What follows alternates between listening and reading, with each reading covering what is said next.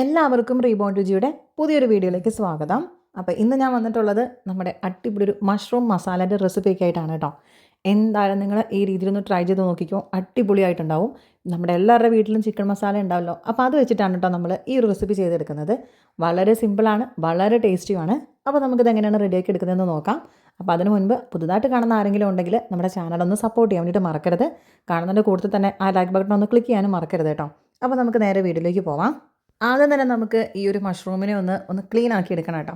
അപ്പോൾ അതിൻ്റെ ആ ഒരു തോലൊക്കെ കുറച്ച് കളഞ്ഞെടുക്കണം. അപ്പോൾ ഇതുപോലെ അത് ചെറിയൊരു നൈഫ് വെച്ചിട്ട് ഇതുപോലെ ഒന്ന് ആക്കി കൊടുത്തിട്ടുണ്ടെങ്കിൽ അതിൻ്റെ ആ ഒരു തോലൊക്കെ നമുക്ക് പെട്ടെന്ന് തന്നെ നമുക്കിതൊന്ന് എടുക്കാൻ വേണ്ടിയിട്ട് പറ്റും.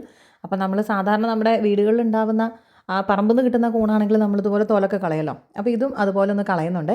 എന്തൊക്കെയാണെന്ന് പറഞ്ഞാലും അതൊക്കെ ഒന്ന് കളയുന്നതായിരിക്കുമല്ലോ കുറച്ചും കൂടെ നല്ലത്. അതുപോലെ തന്നെ ആ ഒരു തണ്ട് നമ്മൾ ഇതുപോലെ ഒന്ന് ക്ലീൻ ചെയ്ത് അതിൻ്റെ ആ ഒരു സ്കിന്നൊക്കെ ഒന്ന് മാറ്റി കൊടുക്കുന്നുണ്ട്. അങ്ങനെ നമുക്ക് ഇത് മുഴുവനും നമുക്കിതിൻ്റെ ആ ഒരു സ്കിന്നൊക്കെ ഒന്ന് മാറ്റി ഇതുപോലെ ഒന്ന് റെഡിയാക്കി എടുത്തിട്ടുണ്ട് കേട്ടോ. ഇനി നമുക്ക് ഇതിനെ ഒന്ന് കട്ട് ചെയ്തും കൂടി എടുക്കണം. അപ്പം ഞാനിപ്പോൾ കട്ട് ചെയ്യുന്നത് ഇതിനെ ഇതുപോലെ ഒന്ന് ഈ ഒരു രീതിയിലാണ് കേട്ടോ കട്ട് ചെയ്യുന്നത്. നമുക്കിഷ്ടമുള്ള രീതിയിൽ നമുക്കിതുപോലെ ഒന്ന് കട്ട് ചെയ്തെടുക്കാം. അപ്പോൾ ഒരുപാട് ചെറുതാക്കാതെ നമുക്ക് ഇച്ചിരി വലുപ്പത്തിൽ തന്നെ നമുക്ക് കട്ട് ചെയ്തെടുക്കുന്നതായിരിക്കും കേട്ടോ കുറച്ചും കൂടെ നല്ലത്. അതാകുമ്പോൾ കുക്കായിട്ട് വരുന്ന സമയത്ത് ഇത് കുറച്ചൊന്ന് വലുതായിട്ട് കിടക്കുന്നതായിരിക്കും നല്ലത്. അപ്പോൾ അതുപോലെ നമുക്ക് ഇത് മുഴുവനും നമുക്ക് ഈ ഒരു ഷേപ്പിൽ തന്നെ അതൊന്ന് കട്ട് ചെയ്തെടുക്കാം. അങ്ങനെ ഇത് മുഴുവനായിട്ട് ഇതുപോലെ കട്ട് ചെയ്തെടുത്തിട്ടുണ്ട്. ഇങ്ങനെ കട്ട് ചെയ്യുമ്പം കാണാനും ഒരു പ്രത്യേക ഒരു ഭംഗിയുണ്ട് കേട്ടോ. അങ്ങനെ ഇത് മുഴുവനായിട്ട് ഇവിടെ കട്ട് ചെയ്തിട്ടുണ്ട്. ഇനി നമുക്കിതിനെ കുറച്ച് മഞ്ഞൾ വെള്ളത്തിലൊന്ന് നമുക്ക് ഏതായാലും ഒന്ന് കുറച്ച് നേരം ഒന്ന് മുക്കി വയ്ക്കണം.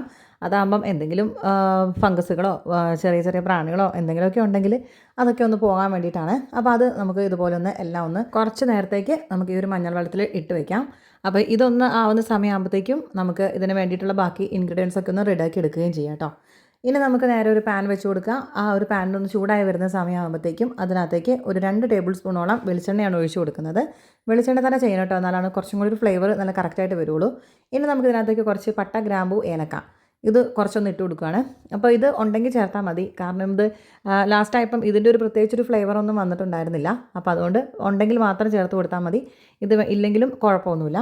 ഏതായാലും ഇത് ഞാൻ നല്ലപോലെ ഒന്ന് ആ ഒരു എണ്ണയ്ക്കകത്ത് തന്നെ ഇട്ടിട്ട് ജസ്റ്റ് ഒന്ന് ചൂടാക്കി എടുക്കുന്നുണ്ട്.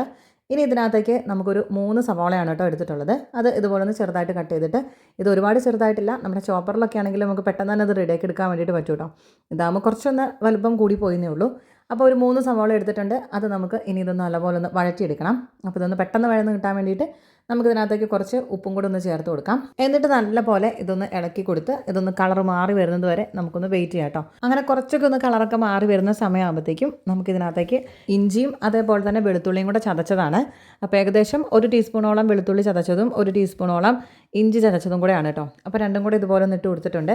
എന്നിട്ട് അതും കൂടെ കൂടിയിട്ട് നമുക്ക് പച്ചമണമൊക്കെ ഒന്ന് മാറി വരുന്നത് വരെ നമുക്ക് അതിനെല്ലാം കൂടെ കൂടിയിട്ട് നല്ലപോലെ ഒന്ന് മിക്സ് ചെയ്ത് കൊടുക്കണം. ആ ഒരു പച്ചമണമൊക്കെ മാറി വരുന്ന സമയമാകുമ്പോൾ നമുക്കറിയാമല്ലോ. അപ്പം ഈ ഒരു സമയത്ത് ഇട്ട് കൊടുത്താലാണ് അതിൻ്റെ പച്ചമണമൊക്കെ ഒന്ന് മാറി ഒന്ന് കറക്റ്റായിട്ട് വരത്തുള്ളൂ. അങ്ങനെ കുറച്ച് നേരം ഒന്ന് മിക്സൊക്കെ ചെയ്ത് വരുന്ന സമയമാകുമ്പോഴത്തേക്കും നമുക്കിതിനകത്തേക്ക് കുറച്ച് കറിവേപ്പിലയും കൂടെ നമുക്കൊന്ന് ഇട്ട് കൊടുക്കാം കേട്ടോ. അപ്പോൾ ഒരു പ്രത്യേക ഒരു ഫ്ലേവറും ആ ഒരു സ്മെല്ലും കൂടെ വരും. അതും കൂടെ ഒന്ന് ഇട്ട് കൊടുത്തിട്ട് നമുക്ക് ഇതുപോലെ വീണ്ടും ഒന്ന് നല്ലപോലെ ഇളക്കി യോജിപ്പിച്ച് കൊടുക്കാം. ആ ഒരു ഉള്ളിയൊക്കെ കുറച്ചും കൂടെ ഒന്ന് ഗോൾഡൻ കളറായി വരണം. അപ്പോൾ ഇതാ കുറച്ച് നേരം കൊണ്ടൊന്ന് ഇളക്കി കഴിഞ്ഞപ്പോഴത്തേക്കും ഈ ഒരു കളറിൽ ആയി വന്നിട്ടുണ്ട്. ഇനി ഇതിനകത്തേക്ക് നമ്മൾ ഏകദേശം 1 ടേബിൾ സ്പൂണോളം ചിക്കൻ മസാല ആഡ് ചെയ്ത് കൊടുക്കാം. അതേപോലെ തന്നെ ഏകദേശം ഒരു 1/2 to 1/4 ടേബിൾ സ്പൂണോളം മുളക് പൊടിയാണ് ചേർത്ത് കൊടുക്കുന്നത്. കാശ്മീരി ആണെങ്കിൽ അത്രയും കൂടെ നല്ലത് കേട്ടോ. ഇനി നമുക്ക് അതിനകത്തേക്ക് കുറച്ച് മഞ്ഞൾപ്പൊടി ഏകദേശം 1/2 ടീസ്പൂണോളം മതി. അതും കൂടെ ചേർത്ത് കൊടുത്തിട്ട് വീണ്ടും നമുക്ക് നല്ല പോലെ ഒന്ന് മിക്സ് ചെയ്ത് കൊടുക്കണം. അപ്പോൾ ഇതിനകത്തേക്ക് മല്ലിപ്പൊടി ചേർക്കാൻ വേണ്ടിയിട്ട് വിട്ടുപോയതല്ല കേട്ടോ, അതും കൂടെ നമുക്ക് ഇതിനകത്തേക്ക് ഒന്ന് ചേർത്ത് കൊടുക്കണം. അപ്പോൾ ഓൾറെഡി ഇവിടുത്തെ മല്ലിപ്പൊടി വറുത്ത് പൊടിച്ച് വെച്ചിരിക്കുന്നതാണ്. അപ്പോൾ അതുകൊണ്ടാണ് ഞാൻ ആ ഒരു സമയത്ത് ചേർക്കാത്തത്. അപ്പോൾ ഞാൻ ഇതിനകത്തേക്ക് ഇപ്പോൾ ചേർത്ത് കൊടുത്തിട്ടുണ്ട്. ഏകദേശം ഒരു 1/2 ടേബിൾ സ്പൂണോളം ചേർത്ത് കൊടുത്തിട്ടുണ്ട്. എന്നിട്ട് നമുക്ക് ഇനി ഇത് നല്ലപോലെ എല്ലാം കൂടെ ഒന്ന് മൂപ്പിച്ചെടുക്കണം. അപ്പോൾ അതിൻ്റെ പച്ചമണമൊക്കെ ഒന്ന് മാറി വന്നതിന് ശേഷം ഏകദേശം ഒരു വലിയൊരു തക്കാളിയാണ് കേട്ടോ. ചെറുതാണെങ്കിൽ 2 എടുക്കാം, അല്ലെങ്കിൽ വലുതാണെങ്കിൽ 1 മതി. അപ്പോൾ നമുക്ക് ഇനി അതും കൂടെ ഒന്ന് ഇതിനകത്തേക്ക് ഒന്ന് ഇട്ട് കൊടുക്കണം. എന്നിട്ട് ഈ ഒരു തക്കാളിയൊക്കെ നല്ല പോലെ ഒന്ന് കുക്കായിട്ട് നല്ല സോഫ്റ്റായിട്ട് വരണം. അപ്പോൾ അതുവരെ നമുക്ക് ഇതൊന്ന് ഇളക്കി കൊടുക്കാം. ഈ ഒരു മസാലയ്ക്കാണ് കുറച്ച് ഉപ്പ് ആവശ്യമുള്ളത് കേട്ടോ. അപ്പോൾ അതുകൊണ്ട് തന്നെ ഈ ഒരു മസാലേൻ്റെ ഉപ്പ് പോലെ ഇരിക്കും നമ്മുടെ കൂണിനും കൂടെ ഉള്ളൊരു ഉപ്പ്.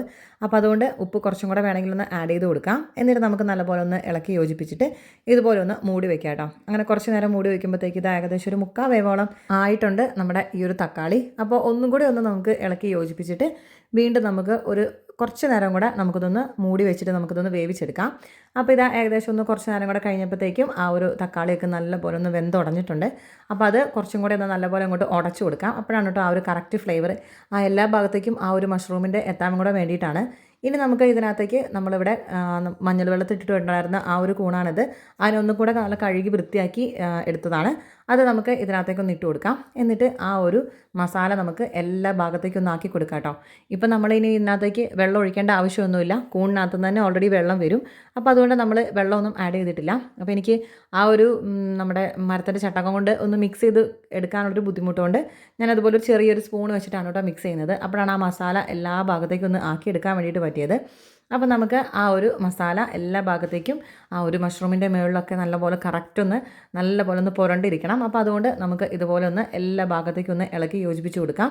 ഇനി ഉപ്പ് വേണമെന്നുണ്ടെങ്കിൽ കുറച്ചും കൂടെ വേണമെങ്കിൽ ഈ സമയത്ത് നമുക്കൊന്ന് ചേർത്ത് കൊടുക്കാം. അതാവുമ്പോഴാണ് ആ ഒരു മഷ്റൂമിനും കൂടെ ആ ഒരു ഉപ്പും കൂടെ കിട്ടാൻ വേണ്ടിയിട്ടും കൂടെയാണ്. അപ്പോൾ ഇതുപോലെ ഒന്ന് നല്ലപോലെ ഒന്ന് മിക്സ് ചെയ്ത് എടുത്തിട്ടുണ്ട്. ഇനി നമുക്ക് ഇതൊന്ന് നല്ലപോലെ ഒന്ന് മൂടി വെച്ചിട്ട് നമുക്ക് കുറച്ച് നേരം ഒന്ന് വേവിച്ചെടുക്കണം. അപ്പോൾ ഇപ്പോൾ തന്നെ ഇതിനകത്തുനിന്ന് വെള്ളമൊക്കെ ഇറങ്ങി വരാൻ തുടങ്ങിയിട്ടുണ്ട്. അപ്പോൾ നമുക്കിതൊന്ന് അടച്ച് വെച്ചിട്ട് ഏകദേശം ഒരു 5 to 7 മിനിറ്റ് നമുക്ക് ഇതൊന്ന് കുക്ക് ചെയ്താൽ മാത്രം മതി. അപ്പോൾ ഒരു 5 മിനിറ്റൊക്കെ ആകുമ്പോഴത്തേക്കും തന്നെ ഇതുപോലെ ഒന്ന് ആ ഒരു മഷ്റൂമൊക്കെ നല്ലപോലെ ഒന്ന് വാടി ഇതുപോലെ ഒന്ന് ആയി വന്നിട്ടുണ്ട് കേട്ടോ. അപ്പോൾ അതിനകത്തു നിന്നുള്ള വെള്ളം കൂടെ ഇറങ്ങിയിട്ട് നല്ലൊരു തിക്കായിട്ടുള്ള ഗ്രേവി തന്നെ ആയിട്ട് വന്നിട്ടുമുണ്ട്. ഇനി നമുക്ക് ഇതൊന്ന് നല്ലപോലെ ഒന്ന് വീണ്ടും ഒന്ന് ഇളക്കി യോജിപ്പിച്ച് കൊടുക്കാം. അപ്പോൾ ഒന്ന് കുറച്ചും കൂടെ ഒന്ന് വെള്ളം ഒന്ന് കുറച്ച് ഡ്രൈ ആവട്ടെ എന്ന് വിചാരിച്ചു. അങ്ങനെ നമുക്കിത് കുറച്ചും കൂടെ ഒന്ന് ഇളക്കി ഒന്ന് കൊടുത്ത് ആ ഒരു വെള്ളമൊക്കെ ഒന്ന് ഇച്ചിരി കൂടെ ഒന്ന് വറ്റി വരുന്ന സമയമാകുമ്പോഴത്തേക്കും ഉപ്പ് നമുക്ക് ആവശ്യമുണ്ടെങ്കിൽ ഈ ഒരു സമയത്തും കൂടെ ചേർത്ത് കൊടുക്കാം കേട്ടോ. അപ്പോൾ ഞാൻ നോക്കുമ്പോൾ എനിക്ക് കുറച്ച് ഉപ്പ് കുറവുണ്ടായിരുന്നു. അപ്പോൾ ഞാൻ കുറച്ചും കൂടെ ഉപ്പൊന്ന് ആഡ് ചെയ്ത് കൊടുത്തിട്ടുണ്ട്. എന്നിട്ട് അതും കൂടെ കൂടിയിട്ട് നല്ലപോലെ ഒന്ന് മിക്സ് ചെയ്തെടുത്തിട്ടുണ്ട്.